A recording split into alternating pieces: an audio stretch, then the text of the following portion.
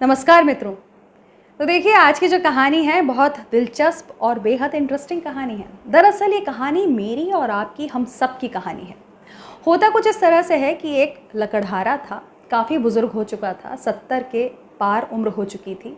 अब दिन रात ईश्वर से एक ही बात होती थी, एक ही प्रार्थना थी कि ईश्वर, मैं बहुत बूढ़ा हो चुका हूँ, मेरा बचपन, मेरी जवानी और अब ये बुढ़ापा भी इन लकड़ियों के साथ ही गुजर रहा है। दिन रात मैं सिवाय लकड़ियों के और कुछ भी नहीं देखता हूँ। अब मुझसे काम नहीं होता है और इतनी मेहनत करने के बाद में भी मुझे एक वक्त की रोटी ठीक तरीके से नसीब हो जाए, इसे बड़ी ही बात समझिए। यहाँ तक कि कई बार स्थिति इतनी ख़राब हो जाती है कि मुझे दोनों वक्त का भी उपवास रखना पड़ता है।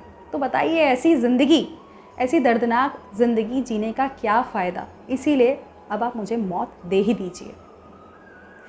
कुछ इसी तरीके से ईश्वर से दुआएं करते हुए, मौत की प्रार्थना करते हुए वो लकड़हारा अपनी ज़िंदगी निकाल रहा था।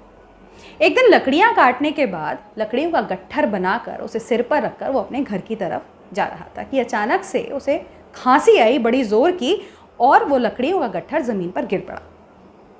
लकड़हारा भी हताश और निराश होकर के वहीं बेचारा थका मारा सा बैठ गया और उसने इस स्थिति में ईश्वर को याद किया, ऊपर देखा और हाथ जोड़कर प्रार्थना की कि ईश्वर देखो, मेरी हालत पर रहम खाओ, दया करो, मुझे मौत दे दो। अब गले तक पानी आ चुका है, तरस खाओ मुझ पर। कहते हैं ना कि ईश्वर कभी कभी सुन ही लेते हैं। एक संयोग कहिए या कोइंसिडेंस की, उसी वक्त वहाँ से यमदूत गुजर रहे थे।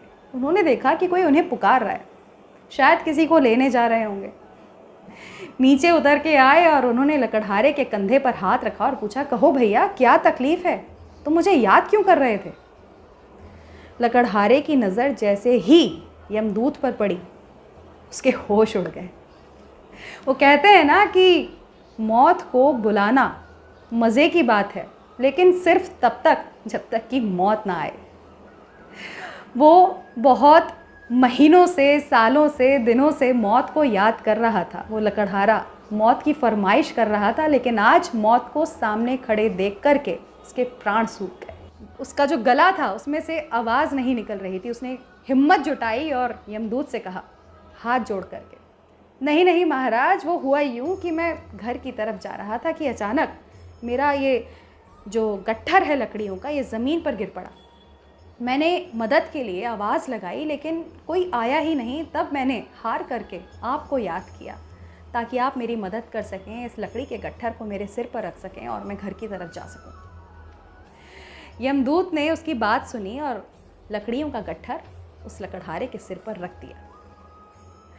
वो लकड़हारा जिस लकड़ी के गट्ठर से निजात पाना चाहता था, उस लकड़ी के गट्ठर के कारण मौत को पुकार रहा था, आज मौत के उस यमदूत से ही उस लकड़ी के गट्ठर को सिर पर रखवा करके बहुत खुशी खुशी प्रसन्न मुद्रा में घर की तरफ जा रहा था। और वो भी बुढ़ापे को, अपने दर्द को जंगल में छोड़कर जवान होकर।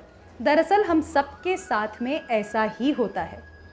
हम अपने जीवन में बड़ी लापरवाहियाँ करते हैं, हमारा कोई रूटीन नहीं होता है, हम कोई एक्सरसाइज नहीं करते हैं, सुबह जल्दी नहीं उठते हैं, अपना खान पान उसका बिल्कुल भी ध्यान नहीं रखते हैं, जमकर फास्ट फूड खाते हैं, बीपी का ध्यान नहीं रखते हैं। और एक दिन जब हमारी हालत ख़राब हो जाती है, हमारी तबीयत ख़राब हो जाती है, तब हमें हॉस्पिटल का रुख करना पड़ता है। तब हमारे सामने, आँखों के सामने मौत का डर हमें सताने लगता है। तब हमें एक एक करके सारी बातें याद आने लगती हैं कि हमने अपनी लाइफ के साथ कितनी केयरलेसनेस दिखाई है। हमें सब कुछ धीरे धीरे याद आने लगता है। हमें याद आता है कि हमें क्या क्या करना चाहिए था।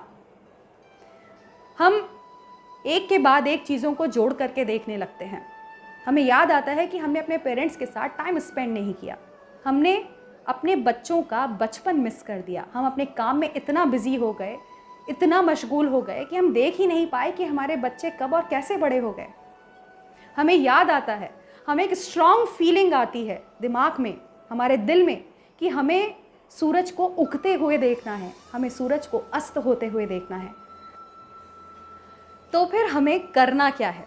हमें करना सिर्फ इतना सा ही है कि हमें आज ही जीना है। जो है सिर्फ प्रेजेंट में ही है, सारी खुशियाँ आज ही हैं। किसी भी खुशी का आप इंतज़ार मत कीजिए। जो है वो आज ही ले लीजिए, अपने हिस्से की धूप, अपने हिस्से का पानी, अपने हिस्से की हवा, और वो भी बिना किसी केयरलेसनेस के और बिना किसी शिकायत के। इसी में ही है जीवन का मज़ा, क्योंकि देखिए मौत को इनवाइट देना बहुत इजी टास्क है, लेकिन मौत को फेस करना उतना ही डिफ़िकल्ट। बाकी तो सब ऊपर वाले के हाथ में है। तो चलिए फिलहाल मैं आपसे विदा लेती हूँ, फिर जल्द ही मुलाकात करूँगी एक और कहानी के साथ। Till then, bye bye.